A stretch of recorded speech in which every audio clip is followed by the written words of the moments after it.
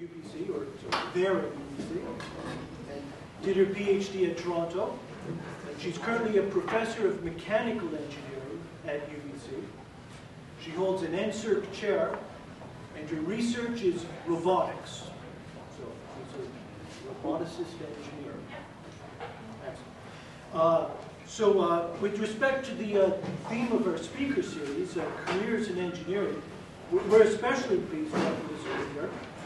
She's been very active trying to put together networks of engineers in the workplace, working professional engineers, having them network together, and especially to try and address issues of equity and of inclusion. So please join me in thanking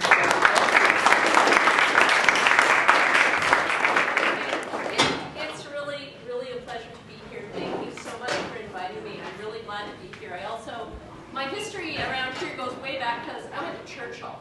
So I don't know if some of you went there as well, but this is kind of like coming home in a way.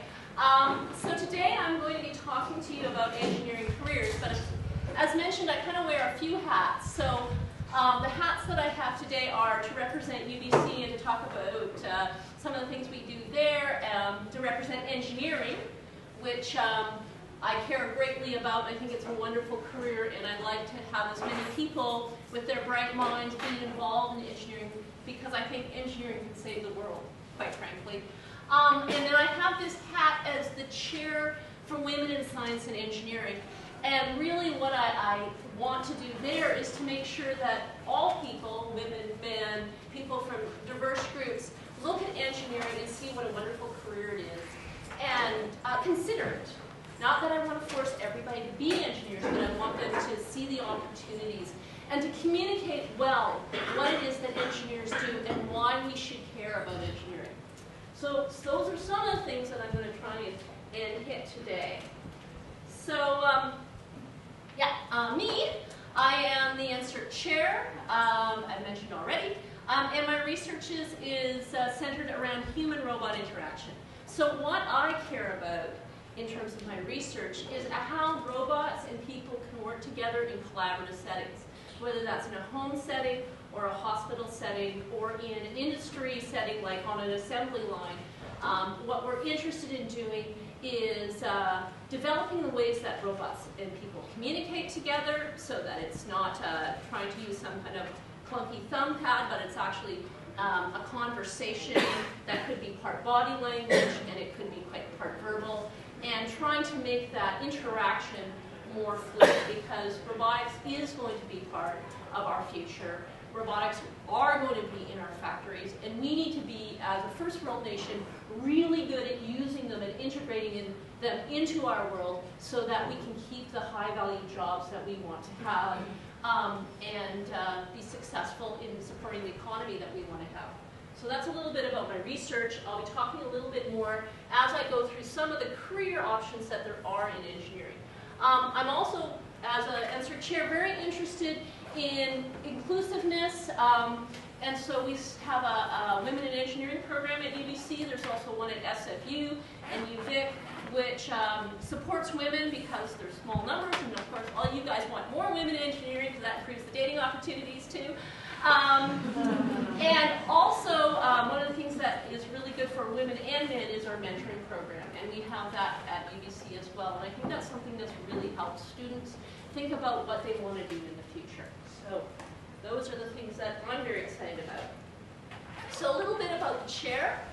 I think engineering really can save the world because engineering is what provides clean water and transportation and communication solutions and food security solutions and all of those things, environmental solutions that are going to change our planet in this century.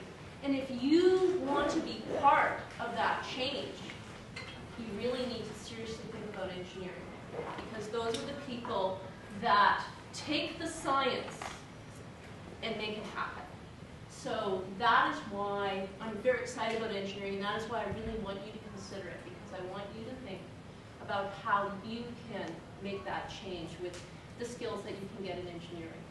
So today what I'm going to talk about is some of the areas where engineers are making a difference. So the first one I'm going to approach is biomedical. I think my staff organized this alphabetically, I'm not sure. But so up on the left there, this is not well engineered. Oh, there we go. Okay, forget that. Up on the left we have a prosthetic arm that it has some sensors built in to actually measure the electromyographic muscle motion of the upper arm and allow someone to grip. And so these are the kind of things that you'd be doing in sort of biomechanics and robotics.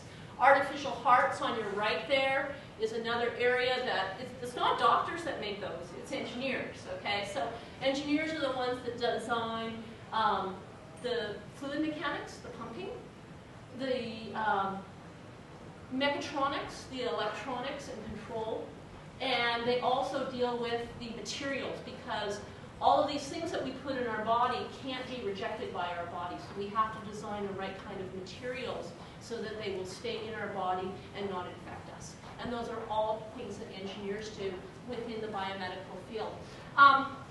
This lovely lady, her name is Claire Jones. She's a graduate student at UBC. And this setup here is in one of our labs. It's a spine. It's not a human spine, it's a pig spine.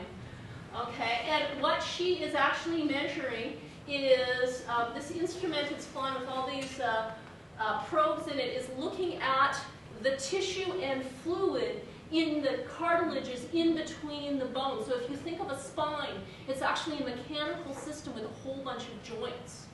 And what she's studying is, what are the pressures in between those joints? How does that spine articulate? What happens when one of those sacs burst? How can we repair it? What is the mechanics, and it's really mechanics of what's going on there.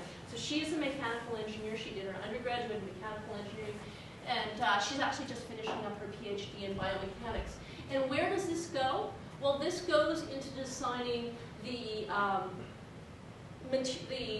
rods and other pieces of material that go to do spine adjustment and stuff, spine repair.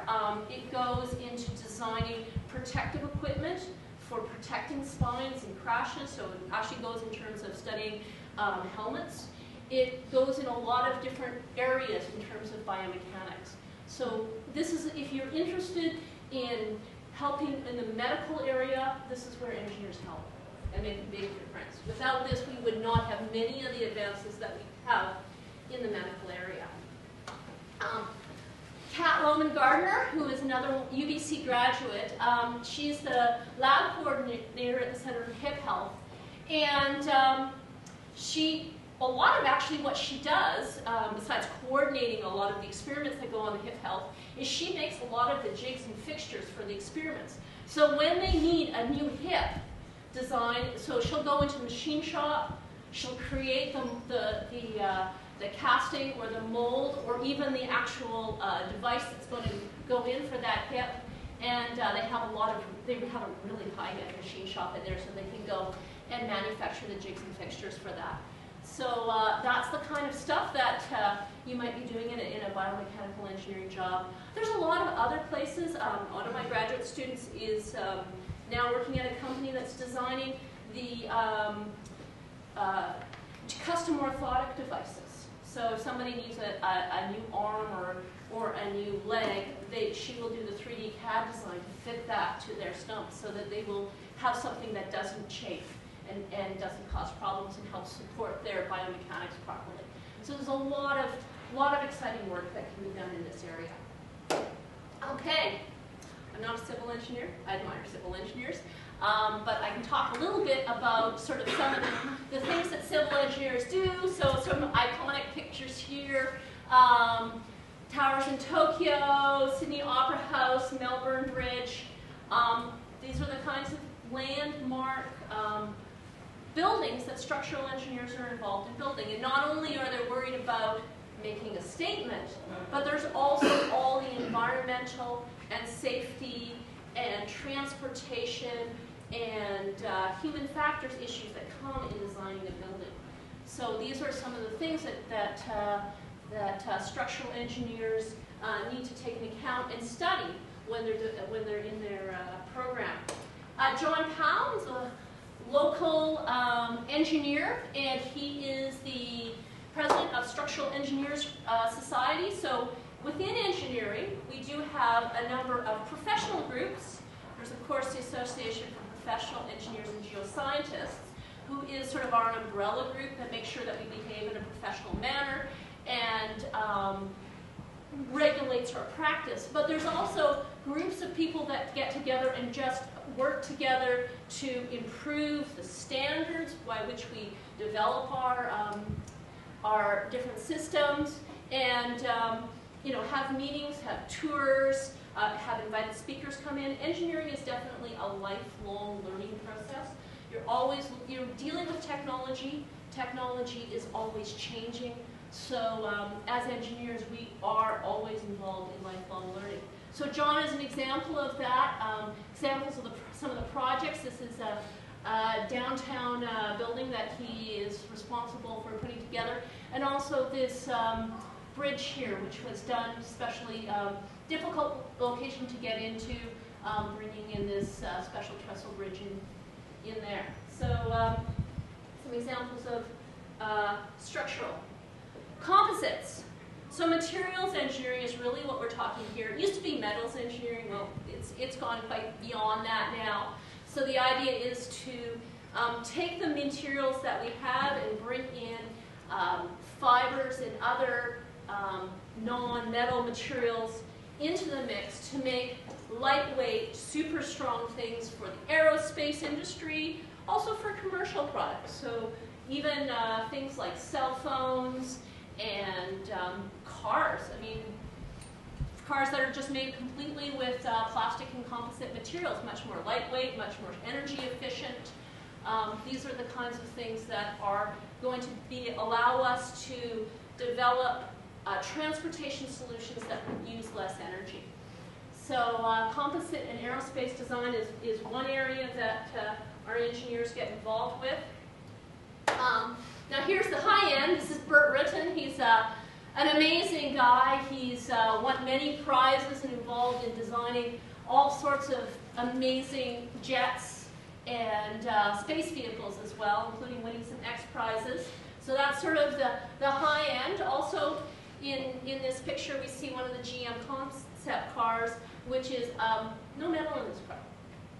Okay, completely non-metal materials in those vehicles, which is exciting. Here's another example of where engineers get involved, and this is in renewable energy. And renewable energy is one of these areas that's very interdisciplinary. You have people from mechanical engineering, from electrical engineering, people from materials, people from geological engineering, because we're looking at things like drawing energy from the Earth's core. So people working on ways of getting energy, more energy out of the Earth without destroying the environment. So on the windmill side, there's quite a few people in BC now that are getting involved. Of course, there's lots of these farms in the prairie provinces now that are being built, but also in northwestern BC. They're starting to look at it there, also in Ontario. This is a drawing from a project similar to the one that's being worked on by Hydro, using wave power to turn turbines to generate energy. And of course, solar power, not so much a BC thing, I guess, but certainly it's a place where, especially in California, a lot of work is being done in trying to improve the amount of energy that we can capture so that these become cost effective. Certainly, companies like Google have made the commitment that they want to power all of their servers from renewable sources, and they have established big solar farms to collect and harvest that energy. More locally, this is Lauren. She is graduated now 3 or 4 years ago, and she has a company called Energy Aware, which basically allows homeowners to know how much energy they're using in their home right now. So they have this little device that's mounted on the wall that says, right now, the way that you're running your system, you're chewing up, about 3 cents an hour. You know, so if you turn those 3 more lights on, then you see that it's 6 cents an hour, and over time that adds up. So you might want to, you know, once it starts to get up to $1 an hour or something like that, you might want to turn things off. So this actually came out of her 4th-year design project.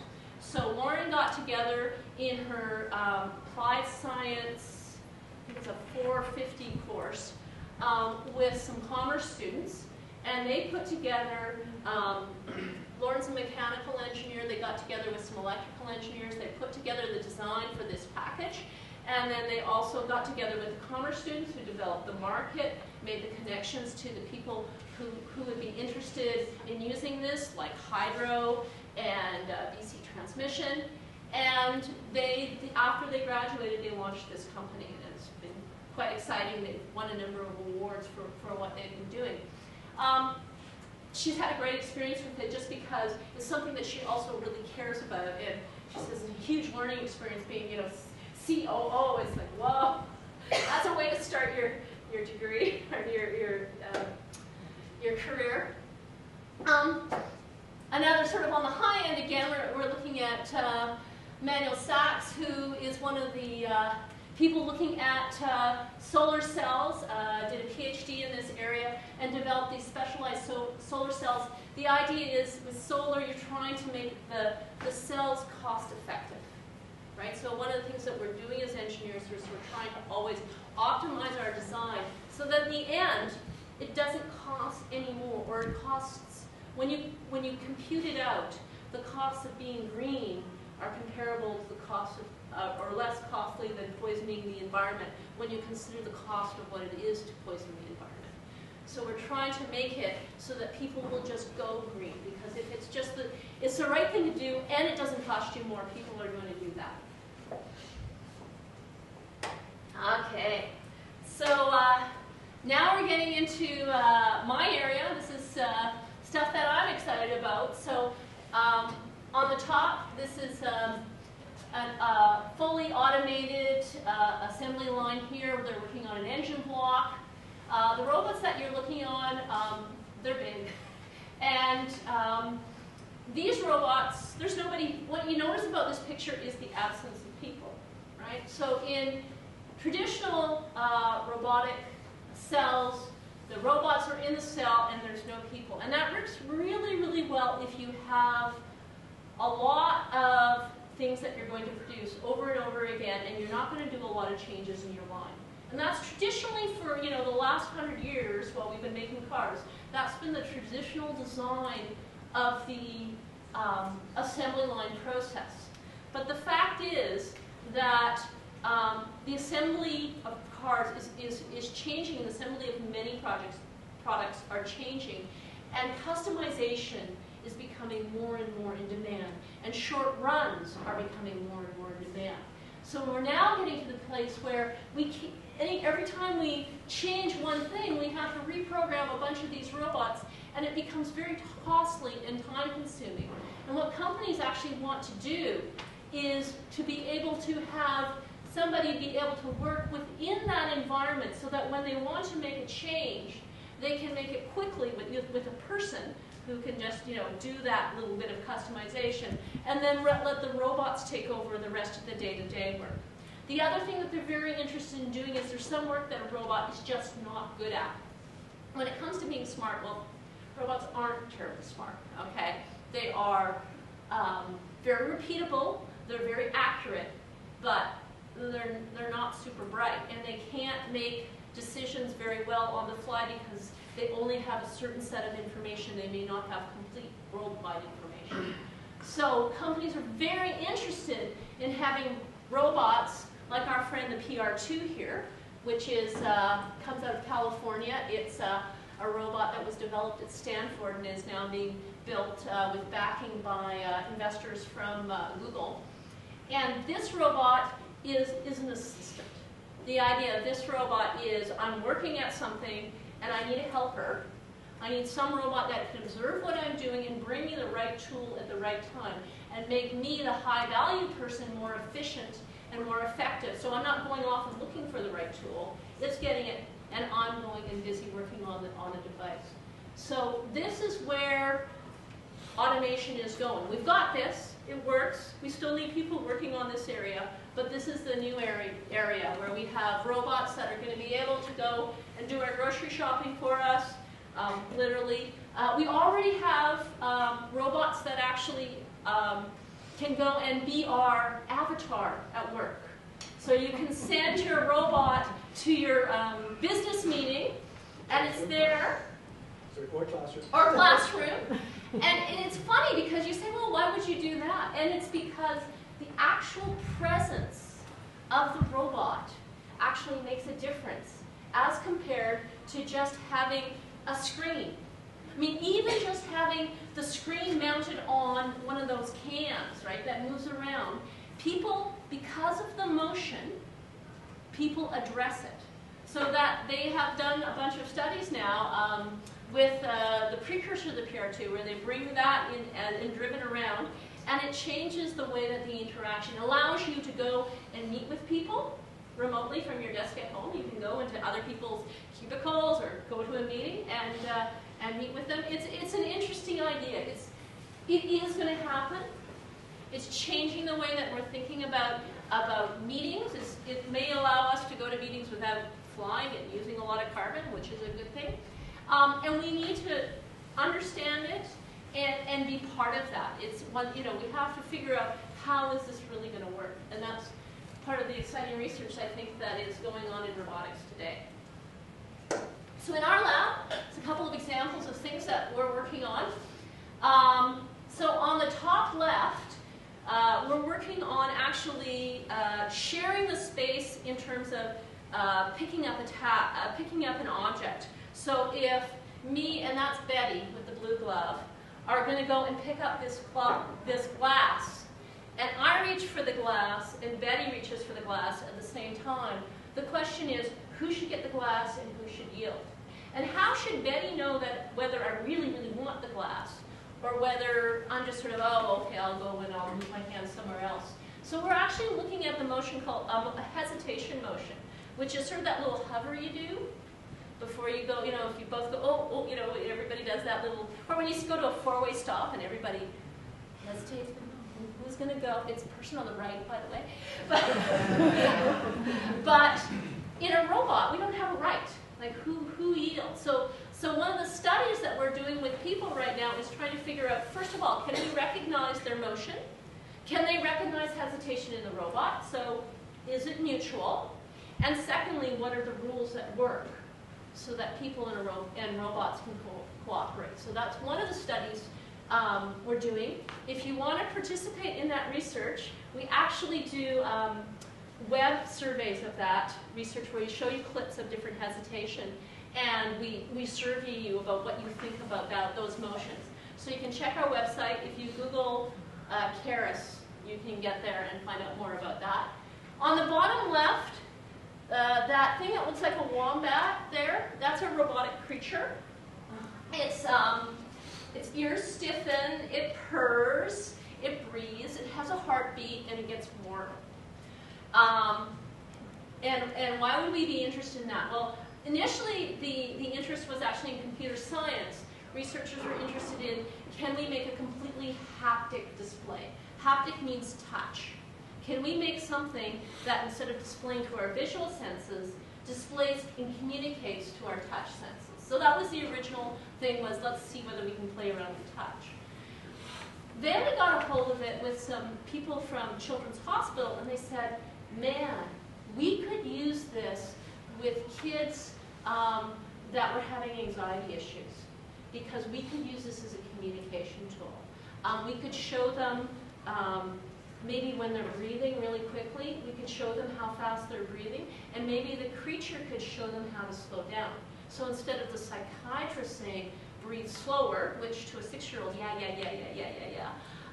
if they said, breathe like the bunny, or breathe like the wombat, or breathe like the creature, that might be something that they understand better. So we are actually doing studies right now in a school full of stressed kids, which is close to UBC. And we're actually measuring the heart rate and a bunch of other physiological sensing of the children that are working with this creature, and seeing how the action of the creature changes their physiological behavior.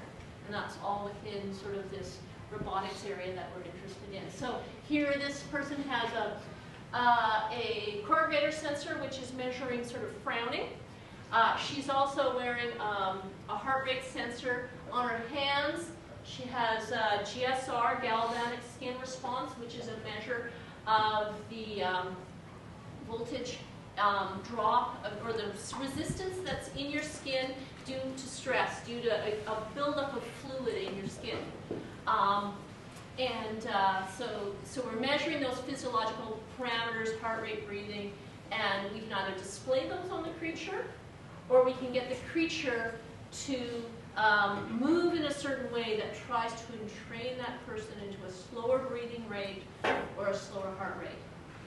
Now this big boy here, one of my favorite robots, this is Riser. Riser is a robot. He's a 6-axis Stewart platform. So I've got these are the actual actuators, so it can move around. It's like what you have underneath Disneyland. There's, what's that ride? It's the one, Indiana Jones ride. The cars are on top of one of these. Okay, so it moves at half a G and it can lift a couple of tons. So Chris is on there, it's all good. And Chris is actually standing on a 6-axis force plate. And that means that we can measure the forces and torques that Chris is applying to that platform. And he's wearing 3D goggles, so we're showing him a whole different reality.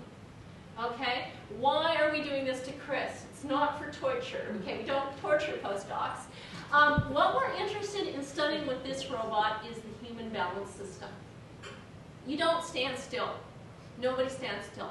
I'm moving right now. You just can't see it. It's very small motions. I'm rocking back and forth. I never stand still. Standing is a dynamic action. And yeah, you're rocking around. Even when you're sitting, there's a little bit of motion going on. So nobody is ever still. But it's a hard thing to measure. And people who have damage to their vestibular system have a lot of trouble retraining the neural pathways so that they can stand up straight again, so they can learn it again. So our goal is, first of all, to understand how the balance system works. So we work with neurophysiologists who are studying the control system. Controls is one of my favorite things. The control system that goes from your vestibular system, that's an input, your eyes, that's another input, and your ankles. Your ankles are part of your balance system because you can feel when you're tipping, and then you apply a little bit of torque at your ankles. So what we're doing is we are controlling that whole system. We can control the level of the floor. We can measure your output, the forces and torques that you're applying on this platform. We can change your visual input, and we can put neurostim on your vestibular system, and we can make you feel really bad. We can make the world go like this. And by changing those inputs and measuring those outputs, we can start to develop a model of your control system. And we can even go one better. Because we can control the platform, through dynamics, we can actually make your body feel like it has a different weight and a different height. Because instead of balancing against the floor, we can change the way that this robot moves. So you can feel, depending on the controller system we put on this robot, like you're balancing in a tub of water, and it's very, very stable. Or we can make it feel really, really tippy like a windsurfer, and it'll be really, really hard to balance to make this thing flat. So by changing all those variables, by messing around with the eyes and the vestibular system and ankle and the kind of thing that you're trying to balance, we can tease out what that model is, how you actually balance. And that's very, very exciting because people with incomplete spinal cord injury or stroke often have problems with balance. So if we can understand the models that they use and how they balance, then we may be able to come up with therapies that physical therapists can use to train them to regain their balance again. So that's very exciting. And we're actually very excited because Tom is finishing up his master's, and we're going to be doing this experiment where we're going to take subjects and we're going to have them up there like Chris, and then we're going to block their feeling to their lower leg, and we're going to try our control system on their legs. So we're going to take out the brain, and we're going to put in our own brain. It's kind of like Frankenstein. And we're going to see how well our controller balances the system using their muscles. So we're also looking for volunteers. And, check the website. Okay. Okay, getting back to things away from robotics, which I could talk about for hours. Here's another place where engineers make a really big difference, because hydroelectrical energy, especially in BC, is a big part of the clean energy picture. And it's not only producing that energy, but it's planning for that energy so we have the right amount of hydro at the right time. And it's also transmitting and distributing effectively so that we don't have big losses of energy as we're moving it around the province. BC Hydro is one of our biggest employers of engineers in the province, and they're a next stable employer too. So there's also BC Transmission Corporation, and there's also a lot of sort of micro generation facilities around the province as well. So this is, if you're interested in energy, if you're interested in electrical or mechanical transmission of energy, this is a very interesting place to work, and it's something that's going to make a big contribution to our province. It's a big part of our economy. Okay, the other big thing in BC and also in the Northwest Territories and the Yukon is mining. And so in this area, you have a chance to explore a part of the country you may never have seen before. And one of the things that's really exciting about mining is the changing of the technology. So actually, down in Australia now, there's a large company that is developing a mine that's going to be completely automated. That all the controllers are going to be in Alice Spring, and the mine is 2,000 miles away, and all the people that are running the mine are actually going to be doing it remotely. And so in terms of robotics technology, in terms of that kind of area, as well as in geological engineering, finding the materials in the first place, and finally also in mechanical processing, there are huge opportunities in mining. So great places to go there. Actually at UBC there's a really neat startup where one of the things that they're developing are cameras for the buckets. So when the buckets pick up all that, these huge guys here are picking up big monster truckfuls of dirt, and they're dumping it into the big monster trucks, which go to really, really big mills, which crush up all the stuff. But every once in a while, one of the teeth comes off the bucket. And if that tooth ends up in the grinder breaks and bad things happen and somebody gets fired. So to stop that, especially the firing part, what they've been starting to do is to mount cameras on the tops and around the boom here to look at the bucket and do image processing to see, are all the teeth there? Because if one of the teeth is missing, stop! Let's get that tooth out. So all sorts of pieces of electrical engineering, mechanical engineering, system design, as well as materials processing goes into mining. It's a really great opportunity there. Tara Christie is actually from the Yukon, works in Gilmex gold mines, and for her the idea is, the thrill of the chase, the opportunity to find something something new in terms of a new find or a new mineral. That's part of the excitement that she finds in that area. Manufacturing industry.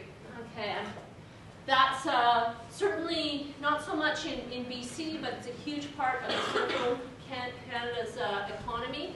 It's what keeps us, provides a lot of jobs in Ontario and Quebec. And there's lots of different aspects of manufacturing. There's process planning, there's design, there's product development, and then there's the actual manufacturing, and then there's also the supply chain, right? So all of those different areas are part of manufacturing. And so again, people from mechanical, people from systems, people from chemical and materials all get involved in manufacturing engineering. So everything from, you know, forging and heat treating to micro cutting here. And have some examples of where that's used. This is a lab, a professor from a lab out at UBC. It's probably one of the top labs in micro cutting and high performance machining in the world. And basically what they do is they figure out ways to take big blocks of metal basically and turn them into really what are sculptures, but are actually the turbines that go into jet engines. And the thing with that is you're taking something that's really like truly, these things are cut from a single block of metal. So you have a big round of, say, titanium or something like that. And you've got to come up with all these sculptured blades because you can't weld it together. If you do that, there'll be a failure and everybody on the plane will die. So you need to cut it from one solid block of metal. But as you're removing that material, you're actually changing the property of the metal. So you actually have to change the way that the machine, the speed of the machine, the speed at which the blades are rotating, the cutting blades are rotating. You have to be constantly moving the blade around so that you cut and you don't cut too deeply. So there's a lot of programming, solid mechanics, vibrations, mathematical analysis, optimization, and even AI systems that go into producing machines that cut these kind of things. So you can see that even it's actually also a robot because this thing is moving in 3 degrees of freedom, and then this guy here is able to rotate as well. So this is a 5-axis machine where you've got a tilt both ways, and then this thing moving across and up and down. So lots of things going on here, and this is sort of the cutting edge of machine cutting for the automation and aerospace industry. Other places in manufacturing that's very important now is design for the environment, to create our products out of environmentally friendly and recyclable materials. So one of the things we like to do is to use materials like bamboo and other fibers instead of using materials that are produced from oil-based materials. Instead of using plastics, let's use something that is naturally recyclable and renewable. Haven't even broken into software engineering. That's a huge piece of engineering. So that can be everything from the design of the software that you're using on your phone, you know, or everybody probably has a better phone than I do. Seems like it anyway. So designing the software and firmware for that phone, designing all the software that handles transfer of information over the internet is part of software engineering. And then designing the software that handles very complex systems like aircraft systems. There's not a car that's produced now that doesn't have a serious software component to it in terms of the control and every system, the fuel system, the traction control system, the steering system, they all have software pieces. Of course, if it goes wrong, then Toyota has a big problem. But that is one of the reasons why being very good at software design and software quality is really important. And a lot of developing those tools is part of what software engineers do. Okay, example is lady here, Katie Locker, working on a fairly complex system. And a lot of what they're doing actually is, even before they get down to the code, they're talking about unified modeling language, which is about finding out what your inputs are and what your outputs are and how they're going to be used by the different actors in the system. So that actually means thinking about how people are going to use these systems. I hope that as you're going through these and seeing this, there's a lot of parts where, yes, you're working in on the stuff, but a lot of what engineers have to do is get their head up and think about how people are going to be using the system and being successful with the system that they're developing. And so before we design everything, we actually look at things at a higher level and think about how this stuff will be used. Okay, so one of the really important things that you have to think about when you're going through your engineering program is co-op. I would highly recommend that if you consider going into engineering, that you look at co-op, because it gives you an opportunity to try out, risk-free pretty much, some of these careers and some of these options that I've just talked about. So when you go and you choose engineering, make sure that you do sign up for co-op. It could be everything from working in the mining industry to doing something. This is actually instrumenting a brain cap for electroencephalography. Hey, I said it, for doing brain scans. So there's all sorts of different options that you can look at, and you look at it just sort of like a taster, right? Try it out, risk-free. I think it's a really good idea. There's also opportunities as you go through your career, or as you go through your undergraduate career, that you should look at in terms of volunteering, and that can be, at UBC we have a chapter of Engineers Without Borders. I commend that to you. It's an opportunity to, again, do something good for the world. Go overseas. Engineers Without Borders has a focus on Africa, and they are making a really big difference there. You can also volunteer on the research side. So every year in most of the research labs at UBC, we take undergraduate students and they work in our labs and they get a research experience. So that's another opportunity. Also, UBC has a huge number, as well as some of the other universities, a huge number of student teams. And that's where you build a car or a boat or a plane or a mini Baja vehicle or something to be in a competition. And it's not, I don't think it's really, I mean, the competition is nice, but that's not what it's about. It's about being in a group, working together, planning your own project and having that success, and learning how to be an engineer and being in control of something like that. So that's very fun and very exciting. The other thing I would ask that you really consider when you go on in your career is to be involved either formally or informally in a mentoring program. When you're looking at these careers, there's a lot to talk about and a lot to think about, and you're not expected to do that on your own.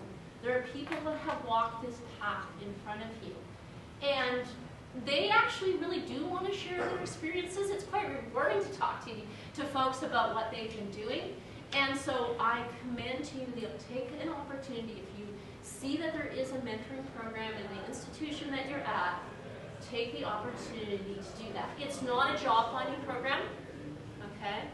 It's not a babysitting program. It's a mentoring program. That means you treat it as a professional. You're going there to talk.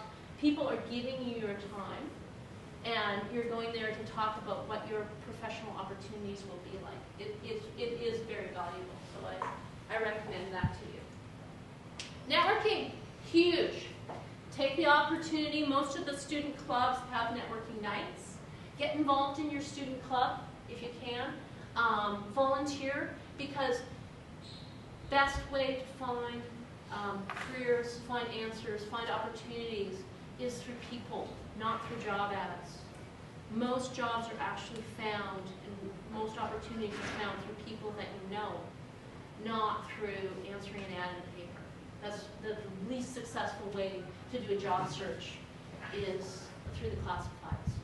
It's about making connections, because this world is about people. It's not about the stuff, not about the documentation.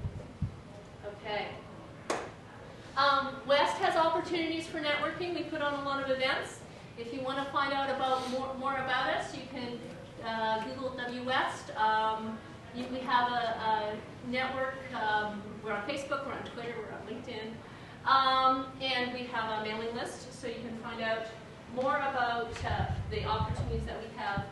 And this is not only if you go to UBC, but if you go to SFU or UVic or wherever you end up in the province or in the Yukon, that's where we're providing opportunities for networking. Okay. The last thing is, and sorry, this is for the girls only, everything else was general, but we are having a Women in Engineering conference on September 24th. And if you are a woman and you are in engineering, you're invited. So we'd be happy to have you there. And so save the date, and there will be more information on the website.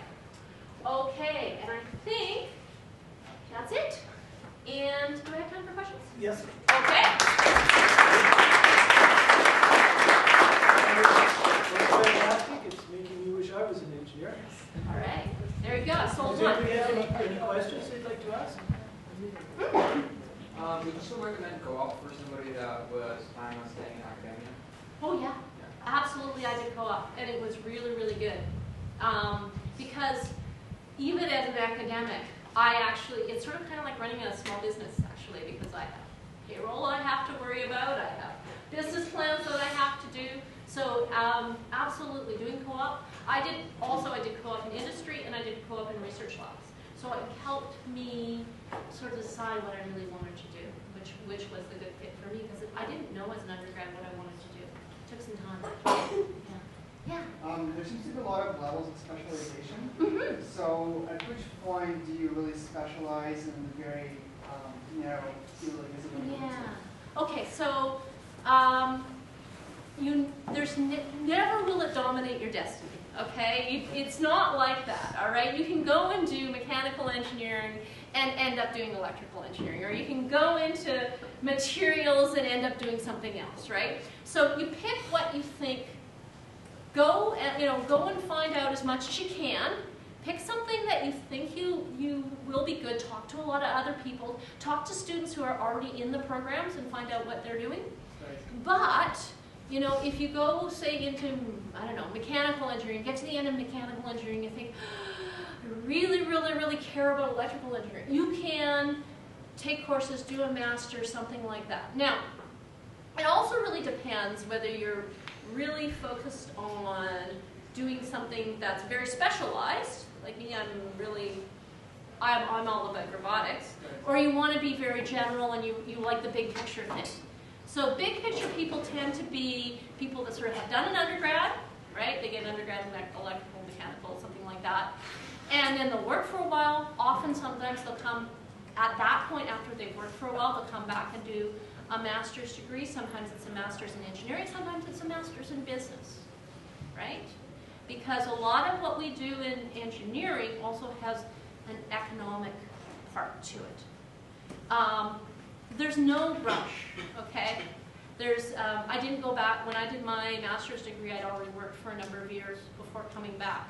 And that was actually a hugely valuable experience, because if I hadn't gone and worked, I wouldn't be so comfortable knowing that academics was right for me, right? So I recommend you don't have to make a decision today. And if you get through, a couple of years of electrical and you decide, oh, I really should be in materials, you can transfer. It'll take a term or two more. It's not the end of the world by any means. It'll just mean that you have more experience and you know more stuff, and you'll be more value added to whatever employer. Would I hire an electrical engineer or an electrical engineer with a materials background? I think I'll take the person that's got the extra, right? Okay, I can take the guy that's cut fries with that, it's better. Okay, other questions? Yes? Are courses, like the programs in engineering, are they still standard timetable? Ooh, that's a Dr. Dunwoody question. He's standing back there. I don't know. There are some standard timetable, but Dr. Dunwoody is here now, and he'll be able to answer all those good timetabling type questions that medicine I have no clue about. Right, Bruce? What? You're going to answer questions about standard timetables? Oh yeah, for sure. But not yet. Not yet. Okay, excellent. Okay.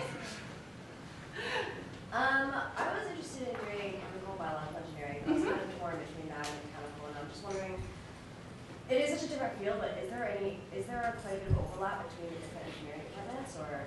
Yeah. So there is quite a bit of overlap between chem bio and mechanical in sort of the thermodynamics and fluids area. Okay. In fact, some of the courses are like you can take the course in Mech, or you can take the course in chem bio. So in that sort of fluids area, it's kind of cross-disciplinary, and there's a lot of people that do a degree in mechanical engineering and then they work in chemical pulping, right? Right. So that or vice versa, right? So yeah, there's crosstalk. The things that are sort of different is mechanical engineers don't do a lot of chemistry, Yeah. right? We do a lot of bending things, and cutting things, and then we bang on it and stuff. It's fun. Whereas chemical engineers do actually do physical chemistry. Yeah. Okay. I got the impression that it could be becoming very valuable to have an engineering degree and then go to medical school. Absolutely, and as Dr. Dunwoody will tell you, that is actually, there is a pre-med option in engineering. So if you are thinking about medicine, that is one way to go through. I would think that anybody who's interested in sort of, orthopedics or anything chemical like anesthesiology, I don't know if it would really help for psychiatry necessarily. But for anything where you're sort of interested in systems, chemical systems, electrical systems, mechanical systems, a background in engineering would be really good. And there is a biomedical engineering program in both electrical engineering and in mechanical engineering that you can take as part of your pre-med. But Dr. Dunwoody will tell you more. You were talking about Women in Engineering program. How's that involved, into the field where you have to, get to? I mean, how does that help, like being in that program? I guess the reason why we have Women in Engineering program is we need more women in engineering. Right, guys? I mean, duh. Okay. So it's just the idea that any field should have as many diverse groups participating. And engineering has not been really good at communicating the fact that engineering is actually a welcoming career and that women can participate. It's just we haven't done a good job of communicating that. And as a result, there's a smaller number of women. I think it's about between 18 and 20% that's actually in our program. And which is better than when I went through, okay? But it's, it can end up that, you could be in classes where there's not very many other women. And so one ways we can fix that for now is to have programs where, or events where you guys can get together, talk, that sort of thing, where you can meet other women engineers who are already practicing and just sort of see how they've managed their career path. Because it's a little bit, there are some different challenges that you face. I mean, not so much anymore, but when I was working in industry, I often, was just assumed that the engineer was the guy, right? And so I would take these phone call messages and they'd want a guy, and I'd take a message for myself and then I'd phone back. And so, there's these challenges and they're changing. But it takes a little bit of work to deal with that. And a little bit of a sense of humor, to be honest.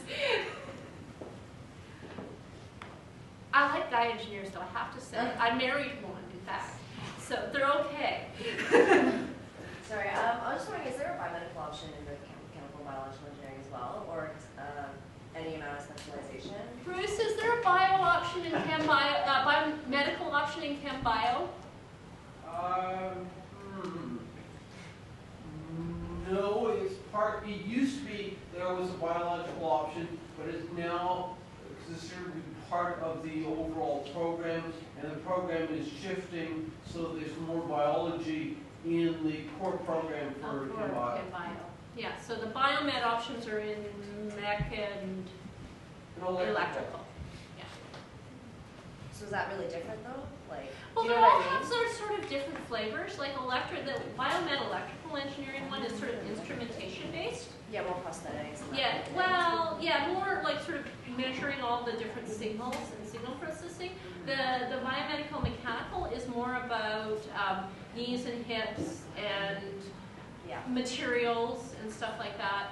And then Chem Bio has sort of biological courses. They also look at sort of, they do sort of plant biology and systems, sort of biological systems, biological remediation, stuff like that in chemistry. Do they do like digital engineering and that kind of stuff, or is that much more of like a master's? Yeah, to get into that, you would be doing a master's degree, and you could get there from any of those three places. So that's the thing. If you want to do a specialization, you're signing yourself up for a master's degree at a minimum, Yeah. right? And so then, and that's why you have this option of going, any of these ways will get you there for many of these programs. For robotics, I'm looking for people that have a degree in a number of different areas, and somebody who's got a little bit of extra of both is even better, right? Like if somebody's also taken some psych courses, I'm there. Like I want to talk to that person, right? Or somebody's taken some other stuff, because that diversity of background actually makes a better engineer, to be honest. So, after that great talk, Elizabeth, I think you've got us really primed to get into engineering. So, we're going to thank you. Thank you.